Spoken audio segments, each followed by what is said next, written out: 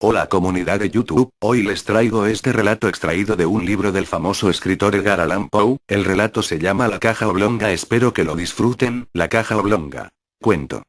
Texto completo. Edgar Allan Poe. Hace años, a fin de viajar de Charleston, en la Carolina del Sur, a Nueva York, reservé pasaje a bordo del excelente paquebote Independence, al mando del capitán Hardy. Si el tiempo lo permitía, zarparíamos el 15 de aquel mes junio. El día anterior, o sea el 14, subí a bordo para disponer algunas cosas en mi camarote.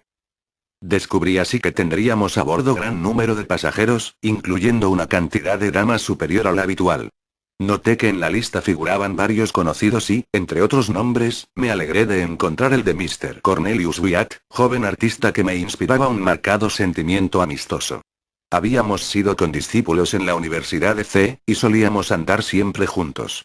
Su temperamento era el de todo hombre de talento y consistía en una mezcla de misantropía, sensibilidad y entusiasmo. A esas características unía el corazón más ardiente y sincero que jamás haya latido en un pecho humano. Observé que el nombre de mi amigo aparecía colocado en las puertas de 3 camarotes, y luego de recorrer otra vez la lista de pasajeros, vi que había sacado pasaje para sus 2 hermanas, su esposa y él mismo. Los camarotes eran suficientemente amplios y tenían 2 literas, una sobre la otra.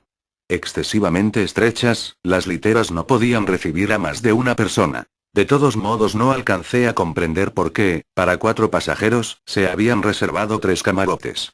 En esa época me hallaba justamente en uno de esos estados de melancolía espiritual que inducen a un hombre a mostrarse anormalmente inquisitivo sobre meras nimiedades. Confieso avergonzado, pues, que me entregué a una serie de conjeturas tan enfermizas como absurdas sobre aquel camarote de más.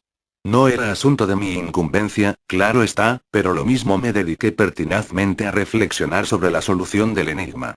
Por fin llegué a una conclusión que me asombró no haber columbrado antes. Se trata de una criada, por supuesto, me dije, se precisa ser tonto para no pensar antes en algo tan obvio. Miré nuevamente la lista de pasajeros, descubriendo entonces que ninguna criada habría de embarcarse con la familia, aunque por lo visto tal había sido en principio la intención, ya que luego de escribir y criada, habían tachado las palabras. Pues entonces se trata de un exceso de equipaje, me dije, algo que Wyatt no quiere hacer bajar a la cala y prefiere tener a mano. Ah, ya veo un cuadro. Por eso es que ha andado tratando con Nicolino, el judío italiano. La suposición me satisfizo y por el momento dejé de lado mi curiosidad. Conocía muy bien a las 2 hermanas de Wyatt, jóvenes tan amables como inteligentes. En cuanto a su esposa, como aquel llevaba poco tiempo de casado, aún no había podido verla. Wyatt había hablado muchas veces de ella en mi presencia, con su estilo habitual lleno de entusiasmo. La describía como de espléndida belleza, llena de ingenio y cualidades. De ahí que me sintiera muy ansioso por conocerla.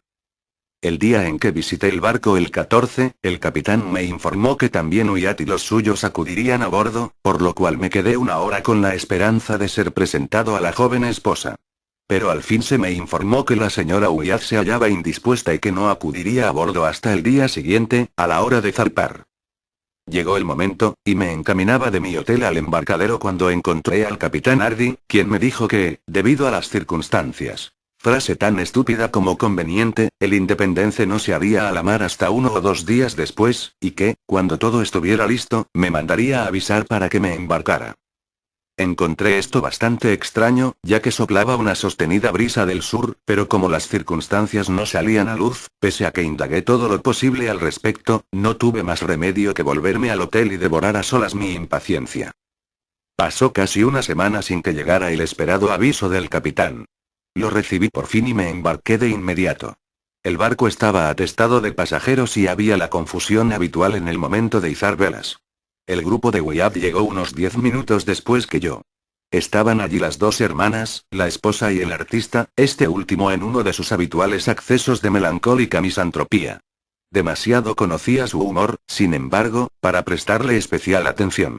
Ni siquiera se molestó en presentarme a su esposa, quedando este deber de cortesía a cargo de su hermana Marian, tan amable como inteligente, quien con breves y presurosas palabras nos presentó el uno a la otra.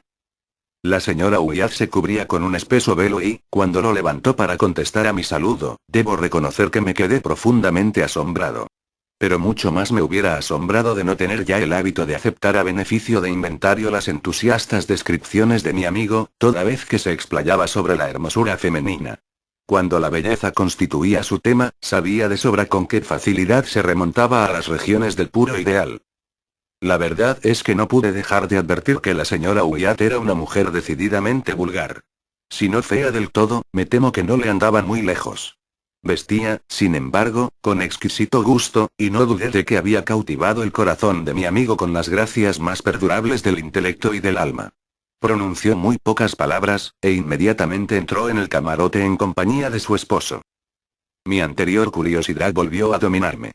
No había ninguna criada, y de eso no cabía duda. Me puse a observar en busca del equipaje extra. Luego de alguna demora, llegó al embarcadero un carro conteniendo una caja oblonga de pino, que al parecer era lo único que se esperaba. Apenas a bordo la caja, levamos ancla, y poco después de cruzar felizmente la barra enfrentamos el mar abierto. He dicho que la caja en cuestión era oblonga. Tendría unos 6 pies de largo por 2,5 de ancho. La observé atentamente, y además me gusta ser preciso. Ahora bien, su forma era peculiar y, tan pronto la hube contemplado en detalle, me felicité por lo acertado de mis conjeturas. Se recordará que, de acuerdo con estas, el equipaje extra de mi amigo el artista debía consistir en cuadros, o por lo menos en un cuadro. No ignoraba que durante varias semanas Wyatt había mantenido conversaciones con Nicolino, y ahora veía de bordo una caja que, a juzgar por su forma, solo podía servir para guardar una copia de la última cena de Leonardo. No ignoraba, además, que una copia de esa pintura, ejecutada en Florencia por Rubini el joven, había estado cierto tiempo en posesión de Nicolino. Me pareció, pues, que la cuestión quedaba suficientemente resuelta. Me reí, quizá demasiado, pensando en mi perspicacia. Era la primera vez que, hasta donde podía saberlo, Wyatt me ocultaba alguno de sus secretos artísticos. Pero no cabía duda de que en esta ocasión trataba de hacerme una treta y pasar de contrabando a Nueva York una magnífica pintura, confiando en que no me daría cuenta de nada. Resolví tomarme un buen desquite, sin esperar mucho. Había no obstante algo que me fastidiaba. La caja no fue colocada en el camarote sobrante, sino depositada en el de Wyatt, donde ocupaba casi por completo el piso para evidente incomodidad del artista y de su esposa, acrecentada además porque la brea o la pintura con la cual se habían trazado grandes letras emitía un olor muy fuerte, desagradable y, para mí, especialmente repugnante. Sobre la tapa aparecían estas palabras: Señora Adelaide Curtis, Albany, Nueva York. Envío de Cornelius Wyatt, Esc. Este lado hacia arriba. Trátese con cuidado. Estaba yo enterado de que la señora Adelaide Curtis, de Albany, era la suegra del artista, pero consideré que éste había hecho estampar su nombre a fin de mistificarme mejor.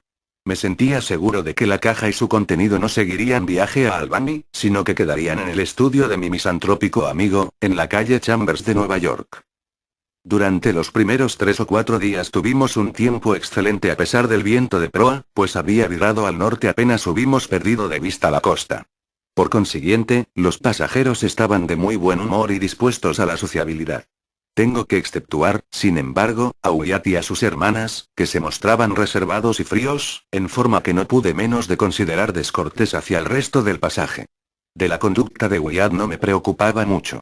Estaba melancólico más allá de lo acostumbrado en él. Incluso diré que se mostraba lúgubre, pero no podía extrañarme dadas sus excentricidades. En cambio me resultaba imposible excusar a sus hermanas. Se encerraban en su camarote la mayor parte del día, negándose terminantemente, a pesar de mi insistencia, a alternar con nadie a bordo. La señora Wyatt era, en cambio, mucho más agradable. Vale decir que era parlanchina, y esto tiene mucha importancia en un viaje por mar. Pronto se mostró excesivamente familiar con la mayoría de las señoras y, para mi profunda estupefacción, mostró una tendencia poco disimulada a coquetear con los hombres. A todos nos divertía muchísimo. Digo divertía, pero apenas si sé cómo explicarme. La verdad es que muy pronto advertí que la gente se reía más de ella que por ella. Los caballeros reservaban sus opiniones, pero las damas no tardaron en declararla una excelente mujer, nada bonita, sin la menor educación y decididamente vulgar. Lo que asombraba a todos era cómo Wyatt había podido caer en la trampa de semejante matrimonio. Se pensaba, claro está, en razones de fortuna, pero yo sabía que la solución no residía en eso, pues Wyatt me había informado que su esposa no aportaba un solo centavo al matrimonio, ni tenía la menor esperanza de heredar. Se había casado con ella, según me dijo, por amor y solamente por amor, pues su esposa era más que merecedora de cariño. Pensando en estas frases de mi amigo me sentí perplejo más allá de toda descripción. ¿Podía ser que estuviera perdiendo la razón? ¿Qué otra cosa podía pensar? Él, tan refinado, tan intelectual, tan exquisito, con una percepción finísima de todo lo imperfecto, con tan aguda apreciación de la belleza. A decir verdad, la dama parecía muy enamorada de él, especialmente en su ausencia, y se ponía en ridículo al citar repetidamente lo que había dicho su adorado esposo, el señor Wyatt. La palabra esposo parecía siempre, para usar una de sus delicadas expresiones, en la punta de su lengua. Pero entre tanto todos advirtieron que él la evitaba de la manera más evidente y que prefería encerrarse solo en su camarote, donde bien podía decirse que vivía, dejando plena libertad a su esposa para que se divirtiera de gusto en las reuniones del salón. De lo que había visto y oído extraje la conclusión de que el artista, movido por algún inexplicable capricho del destino, o presa quizá de un acceso de pasión tan entusiasta como fantástico, se había unido a una persona por completo inferior a él, y que no había tardado en sucumbir a la consecuencia natural, o sea a la más viva repugnancia. Me apiadé de él desde lo más profundo de mi corazón, pero no por ello pude perdonarle el secreto que había mantenido sobre el embarque de la última cena. Continué, pues, resuelto a saborear mi venganza. Un día subió Wyatt al puente y, luego de tomarlo del brazo como era mi antigua costumbre, echamos a andar de un lado a otro. Su melancolía, que yo encontraba muy natural dadas las circunstancias, continuaba invariable. Habló poco, con tono malhumorado y haciendo un gran esfuerzo. Aventuré una broma y vi que luchaba penosamente por sonreír. Pobre diablo.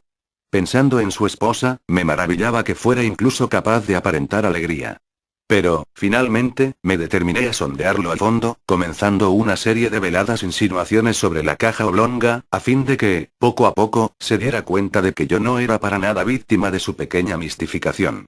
Con tal propósito, y a fin de descubrir mis baterías, dije algo sobre la curiosa forma de esa caja. Y al pronunciar estas palabras le hice una sonrisa de inteligencia, le guiñé un ojo, todo esto mientras le daba suavemente con el dedo en las costillas. La manera con que Wyatt recibió tan inocente broma me convenció al punto de que se había vuelto loco. Primeramente me miró como si le resultara imposible comprender el ingenio de mi observación. Pero, a medida que mis palabras iban abriéndose lentamente paso en su cerebro, los ojos parecieron querer salírsele de las órbitas. Su rostro se puso escarlata, luego palideció espantosamente y, como si lo que yo había insinuado le divirtiera muchísimo, estalló en carcajadas que, para mi estupefacción, se prolongaron cada vez con más fuerza durante largos minutos. Finalmente se desplomó pesadamente sobre cubierta. Mientras me esforzaba por levantarle, tuve la impresión de que había muerto. Pedí auxilio y, con mucho trabajo, le hicimos volver en sí. Apenas reaccionó, se puso a hablar incoherentemente, hasta que le sangramos y le metimos en cama. A la mañana siguiente se había recobrado del todo, por lo menos en lo que se refiere a la salud física. De su mente prefiero no decir nada. Evité encontrarme con él durante el resto del viaje, siguiendo el consejo del capitán, quien parecía coincidir plenamente conmigo en que Wyatt estaba loco, pero me pidió que no dijese nada a los restantes pasajeros. Inmediatamente después de la crisis de mi amigo ocurrieron varias cosas que exaltaron todavía más la curiosidad que me poseía. Entre otras, señalaré la siguiente: me sentía nervioso por haber bebido demasiado té verde, y dormía mal, tanto que durante 2 noches no pude pegar los ojos. Mi camarote daba al salón principal, o salón comedor, como todos los camarotes ocupados por hombres solos. Las 3 cabinas de Wyatt comunicaban con el salón posterior, el cual estaba separado del principal por una liviana puerta corrediza que no se cerraba nunca, ni siquiera de noche. Como seguíamos navegando con viento en contra, el barco escoraba acentuadamente a sotavento y, cada vez que el lado de estribor se inclinaba en ese sentido, la puerta divisoria se corría y quedaba en esa posición, sin que nadie se molestara en levantarse y cerrarla. Mi camarote hallábase en una posición tal que, cuando tenía abierta la puerta, lo que ocurría siempre, a causa del calor, podía ver con toda claridad el salón posterior, e incluso esa parte a donde daban los camarotes de Wyatt. Pues bien, durante 2 noches no consecutivas, en que me hallaba despierto, vi que, a eso de las 11, la señora Wyatt salía cautelosamente del camarote de su esposo y entraba en el camarote sobrante, donde permanecía hasta la madrugada, hora en que Wyatt iba a buscarla y la hacía entrar nuevamente en su cabina. Resultaba claro, pues, que el matrimonio estaba separado. Ocupaban habitaciones aparte, sin duda a la espera de un divorcio más absoluto. Y pensé que en eso residía, después de todo, el misterio del camarote suplementario. Mucho me interesó, además, otra circunstancia. Durante las 2 noches de insomnio a que he aludido, e inmediatamente después que la señora Wyatt hubo entrado en el tercer camarote, atrajeron mi atención ciertos singulares sonidos ahogados que brotaban del de su esposo. Tras de escuchar un tiempo, logré explicarme perfectamente su significado. Aquellos ruidos los producía el artista al abrir la caja oblonga mediante un escoplo y una maza, esta última envuelta en alguna materia algodonosa o de lana que amortiguaba los golpes. A fuerza de escuchar me pareció que podía distinguir el preciso momento en que Wyatt levantaba la tapa, y también cuando la retiraba a fin de depositarla en la litera superior de su cabina. Me di cuenta de esto último a causa de los golpecitos que daba la tapa contra los tabiques de madera del camarote, mientras que Wyatt trataba de depositarla con toda suavidad en la litera, por no haber espacio en el suelo. A eso seguía un profundo silencio, sin que volviera a escuchar nada hasta el amanecer, como no fuera, si cabe mencionarlo, un leve sonido semejante a sollozos o suspiros, tan sofocados que resultaban casi inaudibles, a menos que se tratara de un producto de mi imaginación. He dicho que aquello hacía pensar en sollozos o suspiros, pero muy bien podía tratarse de otra cosa. Más bien cabía pensar en una ilusión auditiva. Sin duda, de acuerdo con sus hábitos, Wyatt se entregaba a uno de sus caprichos, dejándose llevar por un arrebato de entusiasmo artístico, y abría la caja oblonga a fin de regalar sus ojos con el tesoro pictórico que encerraba. Por supuesto, nada había en esto que justificara un rumor de sollozos. Repito, pues, que debía tratarse de una alucinación de mi mente, excitada por el té verde del excelente capitán Hardy. En las 2 noches de que he hablado, poco antes del alba oí cómo Wyatt volvía a colocar la tapa sobre la caja oblonga, introduciendo los clavos en sus agujeros por medio de la maza envuelta en trapos. Hecho esto salía de su camarote completamente vestido e iba en busca de la señora Wyatt, que se hallaba en la otra cabina. Llevábamos 7 días en el mar y habíamos pasado ya el cabo Hatteras, cuando nos asaltó un fortísimo viento del sudoeste. Como el tiempo se había mostrado amenazante, no nos tomó desprevenidos. Todo a bordo estaba bien aparejado y, cuando el viento se hizo más intenso, nos dejamos llevar con 2 rizos de la mesana cangreja y el trinquete. Con este velamen navegamos sin mayor peligro durante 48 horas, ya que el barco resultó ser muy marino y no hacía agua.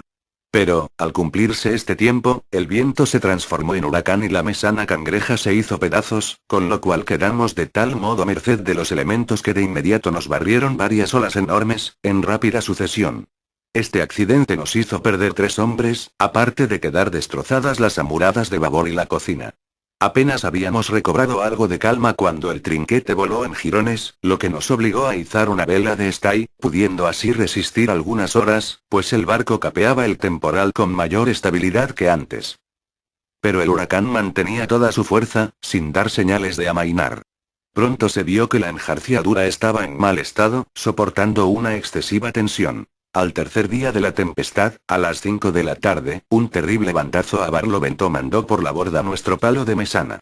Durante más de 1 hora luchamos por terminar de desprenderlo del buque, a causa del terrible rolido. Antes de lograrlo, el carpintero subió a anunciarnos que había 4 pies de agua en la sentina. Para colmo de males descubrimos que las bombas estaban atascadas y que apenas servían. Todo era ahora confusión y angustia, pero continuamos luchando para aligerar el buque, tirando por la borda la mayor parte del cargamento y cortando los 2 mástiles que quedaban. Todo esto se llevó a cabo, pero las bombas seguían inutilizables y la vía de agua continuaba inundando la cala. A la puesta del sol el huracán había amainado sensiblemente y, como el mar se calmara, abrigábamos todavía esperanzas de salvarnos en los botes. A las 8 de la noche las nubes se abrieron a Barlovento y tuvimos la ventaja de que nos iluminara la luna llena, lo cual devolvió el ánimo a nuestros abatidos espíritus. Después de una increíble labor pudimos por fin botar al agua la chalupa y embarcamos en ella a la totalidad de la tripulación y a la mayor parte de los pasajeros. Alejóse la chalupa y, al cabo de muchísimos sufrimientos, llegó finalmente sana y salva a Ocracoke Inlet, 3 días después del naufragio. 14 pasajeros quedamos a bordo con el capitán, resueltos a intentar fortuna en el botequín de popa. Lo botamos sin dificultad, aunque solo por milagro no se volcó al tocar el agua, y embarcaron en él el capitán y su esposa, Wyatt y su familia, un oficial mexicano con su esposa y sus 4 hijos, y yo con mi criado de color. Como es natural, no había allí espacio para otra cosa que unos pocos instrumentos imprescindibles, provisiones y las ropas que llevábamos puestas. Nadie había pensado siquiera en salvar otros bienes. ¿Cuál no sería nuestra estupefacción cuando, apenas alejados del barco, vimos a Wyatt que se ponía de pie en la popa del bote y, fríamente, pedía al capitán Hardy que nos acercáramos otra vez al barco para embarcar su caja oblonga? Siéntese usted, señor Wyatt, replicó el capitán con alguna severidad. Terminará por hacer zozobrar el bote si no se está quieto. ¿No ve que la borda está al ras del agua? La caja. Vociferó Wyatt, siempre de pie. La caja, le digo. Capitán Hardy, no puede usted rehusarme lo que le pido. No, no puede. No pesa casi nada. Apenas una nada. Por la madre que le dio a luz, por el amor del cielo, por lo que más quiera. Le imploro que volvamos a buscar la caja. Durante un momento el capitán pareció conmovido por las súplicas, pero no tardó en recobrar su aire a gusto y replicó. Señor Wyatt, usted está loco, y no lo escucharé, siéntese le digo, o hará zozobrar el bote. Vosotros, sujetadlo. Pronto. O saltará al agua. Ah. Demasiado tarde. En efecto, al decir el capitán estas palabras, Wyatt se había arrojado al agua y, como todavía estábamos al socaire del buque, logró, tras un sobrehumano esfuerzo, sujetarse de una cuerda que colgaba a proa. Un instante después trepaba a cubierta y corría frenéticamente hacia la escotilla que llevaba a los camarotes. Entretanto habíamos sido llevados hacia la popa del barco y, sin la protección de su casco, quedamos inmediatamente a merced del terrible oleaje. Nos esforzamos por acercarnos otra vez, pero nuestro pequeño bote era como una pluma en el soplo de la tempestad. Nos bastó una ojeada para comprender que el destino del infortunado artista estaba sellado. A medida que aumentaba nuestra distancia del buque casi sumergido, vimos que el loco, ya que solo podíamos considerarlo como tal, aparecía otra vez en cubierta y, con fuerzas que parecían las de un gigante, arrastraba consigo la caja oblonga. Mientras lo contemplábamos en el colmo de la estupefacción, vimos que arrollaba rápidamente una cuerda a la caja y la pasaba luego varias veces por su cuerpo. Un instante después ambos caían al mar, desapareciendo instantáneamente y para siempre. Por un momento detuvimos el movimiento de los remos, clavados los ojos en el lugar del drama. Por fin reanudamos nuestros esfuerzos, y pasó una hora sin que nadie dijera una palabra. Yo me atreví, por fin, a insinuar una observación. ¿Reparó usted, capitán, en cómo se hundieron de golpe? ¿No es sumamente curioso? Confieso que, por un momento, tuve una débil esperanza de que Wyatt se salvaría, al ver que se ataba a la caja y se confiaba así al mar. Por supuesto que se hundieron, y con la rapidez de una bala de plomo, repuso el capitán. Sin embargo, volverán a subir a la superficie. Pero no antes de que la sal se disuelva. La sal. Exclamé, SH. Dijo el capitán, señalándome a la esposa y hermanas del muerto. Ya hablaremos de esas cosas en un momento más oportuno. Mucho sufrimos, y escapamos por muy poco de la muerte, pero la fortuna nos favoreció al igual que a nuestros camaradas de la chalupa. Más muertos que vivos, después de 4 días de horrible angustia, tocamos tierra en la playa opuesta a Roanoke Island. Permanecimos allí una semana, pues los raqueros no nos trataron mal, y finalmente hallamos la manera de llegar a Nueva York. Un mes después de la pérdida del Independence, me encontré casualmente en Broadway con el capitán Hardy. Como es natural, nuestra conversación versó sobre el naufragio y, en especial, sobre el triste destino del pobre Wyatt. En esa ocasión me enteré de los detalles siguientes. El artista había tomado pasaje para él, su esposa, sus 2 hermanas y una criada. Tal como él la había descrito, su esposa era la más encantadora y cultivada de las mujeres. En la mañana del 14 de junio, día en que visité por primera vez el barco, la señora Wyatt enfermó repentinamente y murió. El joven esposo estaba enloquecido de dolor, pero las circunstancias le impedían aplazar su viaje a Nueva York. Era necesario que llevara a su madre el cuerpo de la esposa adorada, aunque, por otra parte, no ignoraba que un prejuicio universal le impediría hacerlo abiertamente. De cada 10 pasajeros, 9 habrían abandonado el barco antes de hacerse a la mar en compañía de un cadáver. En este dilema, el capitán Hardy consintió en que el cuerpo, parcialmente embalsamado y colocado entre espesas capas de sal en una caja de dimensiones adecuadas, fuera subido a bordo como si se tratara de una mercancía. Nada se diría sobre el fallecimiento de la dama. Mas, como ya era sabido que Wyatt había tomado pasaje para él y su esposa, fue preciso encontrar a alguien que desempeñara el papel de esta última durante el viaje. La doncella de la difunta aceptó ese papel voluntariamente. El camarote sobrante, que en principio había sido tomado para la criada, fue, naturalmente, conservado. Allí dormía aquella, como se supondrá, todas las noches. De día representaba, en la medida de sus posibilidades, el papel de ama, cuya persona era totalmente desconocida para los pasajeros de a bordo, como se tuvo buen cuidado de verificar previamente. En cuanto a mi engaño, nació de un temperamento demasiado negligente, inquisidor e impulsivo. Pero, desde entonces, es muy raro que duerma bien de noche. De cualquier lado que me vuelva, hay siempre un rostro que me hostiga. Y una risa histérica resonará para siempre en mis oídos. Fin.